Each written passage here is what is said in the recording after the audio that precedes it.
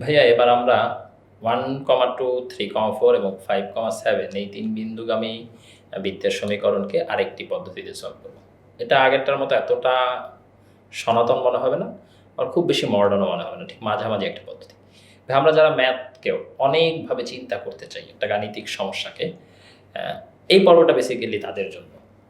আর যদি ভাইয়া পরীক্ষার তাড়াহুড়া থাকে তাহলে আমি বলে দিব যে এই পার্টটার প্রথম এবং সেকেন্ড, মানে এই যে পার্টটা এবং তার আগের পার্টে আমি যে পদ্ধতি নিয়ে আলোচনা করেছি, দুইটা পার্ট স্কিপ করে ডিরেক্টলি থার্ড পার্টে আধুনিক পদ্ধতি দেখে ফেলেন।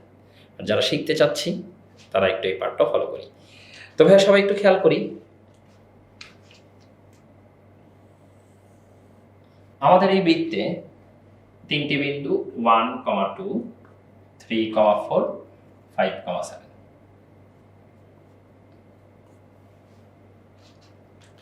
তো আমি যে কাজটা করলাম সেটা হচ্ছে যে কোনো একটা বিন্দু দিয়ে, ধরেন এই বিন্দুটা দিয়ে বৃত্তের কেন্দ্রগামী সরলরেখা এঁকে দিলাম।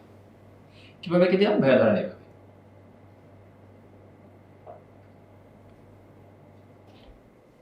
তাহলে এই সরলরেখাটা যদি কেন্দ্রগামী হয় তাহলে এই সরলরেখাটা তো অবশ্যই বৃত্তের ব্যাস, তাই না?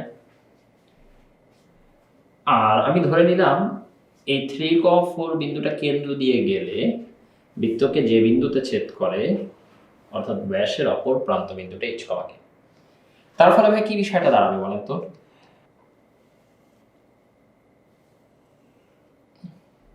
এই কোণটা এক সমকোণ হয়ে যাবে অর্ধবৃত্তস্থ কোণ হওয়ার কারণে।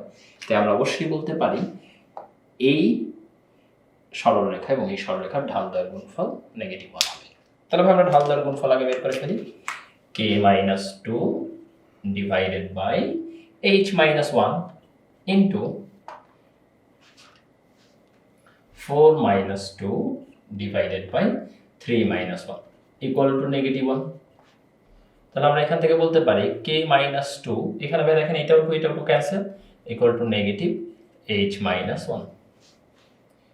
ভাই এক পাশে এনে সাজায় লিখলে আমাদের কাছে আসবে h plus k equal to 3।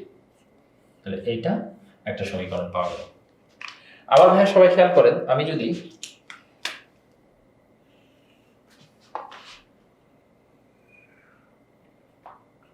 এই দুইটা এই বিন্দু আর এই বিন্দু, এই বিন্দু আর এই বিন্দু সংযোগ করে দিই, তাহলে আবারও কি দেখতে পাচ্ছি? এই দুইটা সরলরেখা মধ্যবর্তী কোণ 90 ডিগ্রি, অথবা এই কোণটা অর্ধবৃত্তস্থ কোণ বলে এক সমকোণ। তাহলে একই শর্ত,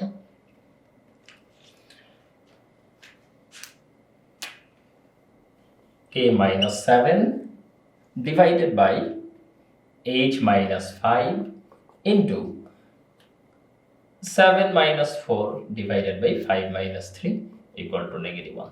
তাহলে ভাই এখান থেকে আমরা কি বলতে পারি? উপরে কত থাকে? 3, এটা k-7 এর সাথে গুণ থাকলো, আর নিচে কত? 2, h-5 এর সাথে গুণ হয়ে পাশে চলে গেল -2 ইন্টু h-5। ভাই একটু সাজায় রাখেন, twice h plus thrice k equal to 31 আসে। চেক করে দেখেন ভাই ক্যালকুলেশনটা যে ঠিক আছে কিনা। তাহলে ভাই এবার এই দুইটা সমীকরণকে সমাধান করলে h ইকুয়াল টু কত, k ইকুয়াল টু কত সেটা জানা যাবে।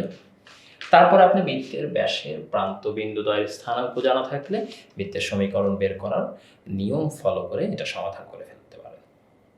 তো আশা করি ভাইয়া সবাই এই বিষয়টা বুঝতে পেরেছেন, এবং আমরা আগের প্রবলেমটাই অর্থাৎ 1, 2, 3, 4, 5, 7কে আরও একটা নতুন নিয়মে সলভ করা শিখলাম।